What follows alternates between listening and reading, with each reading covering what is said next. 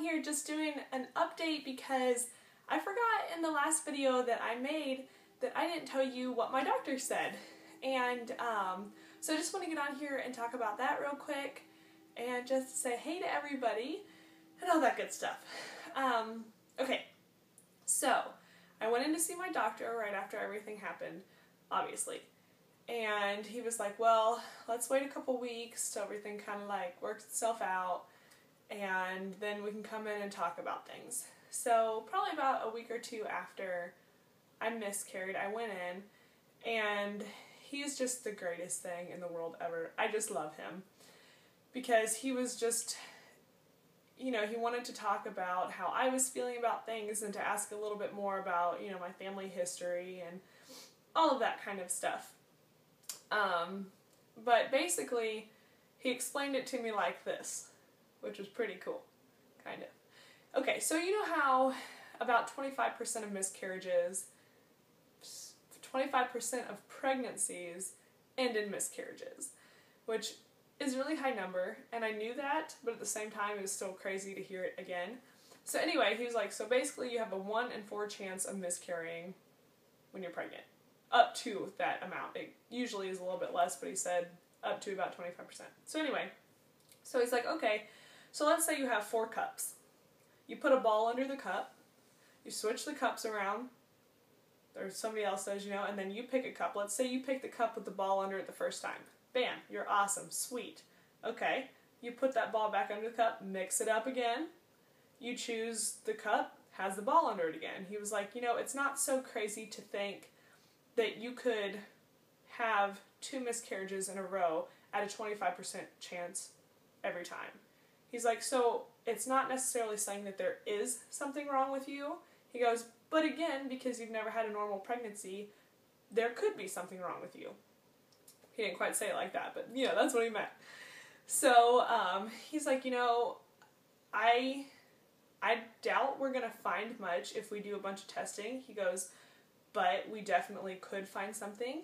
So he was like, you know, I don't know what you want to do, but then he told me about all of the options of starting with something as low as blood tests just to figure out if there's, you know, a hormonal imbalance, or if I have diabetes or lupus or a blood clotting disorder or this and that might cause something like that.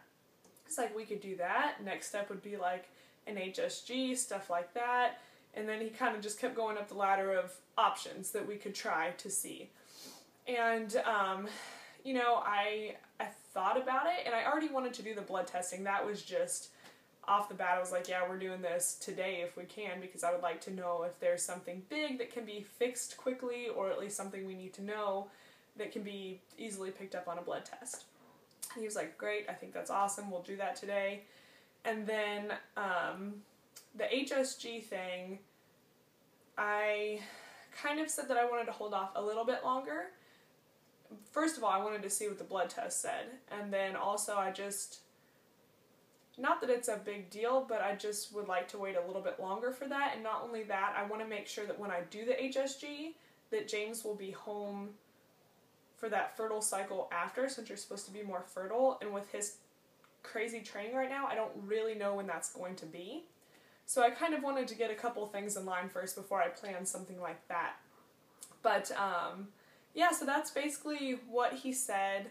And then he also said that because of the disease that I have, because it is a genetic disorder, that there could be a higher rate of miscarriages with that. He's like, you know, the disease you have, there's not really a lot of information on it, so I doubt we'd be able to look up a lot on it, but, you know, just know that that could be a factor, and genetic testing could possibly tell us if that is the case or not. But I already went through so much of that when I was younger, and I had such a bad experience with it that I don't really want to go through all that. And not only that, no matter what the results would say, whether I do have a higher chance of miscarrying or not, we're still going to try to get pregnant. So, you know, I don't necessarily think that's necessary at this point.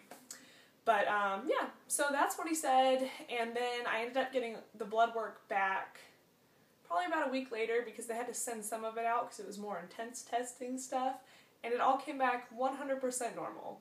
So my hormones are like on point, and everything else looks great. I don't have lupus, I don't have diabetes, it doesn't look like I have any blood clotting things going on, so that's really good to know.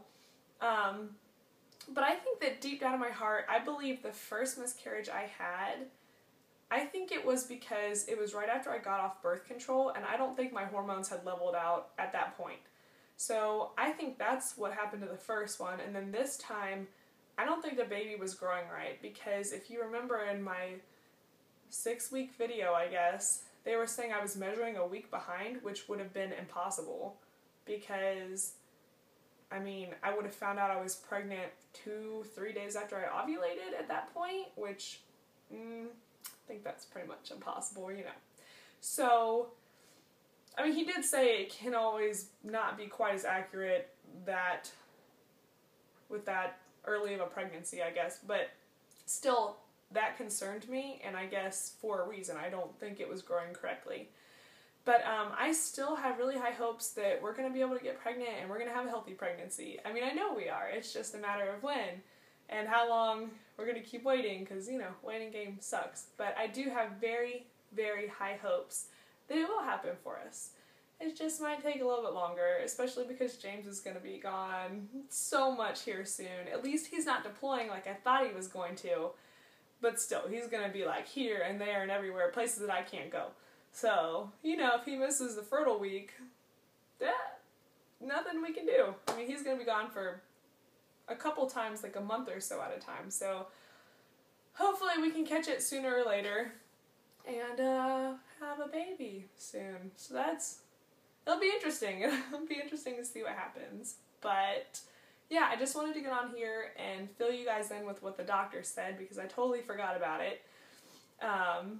And just to say hey and see what's going on with all you guys. I hope you guys are doing great, and I'm so excited that Jenny had her baby. Rory is probably the most precious little thing I've ever seen in my whole life. And yeah, exciting times for everybody. So anyway, I hope you guys are doing great, and I will talk to you soon. Bye.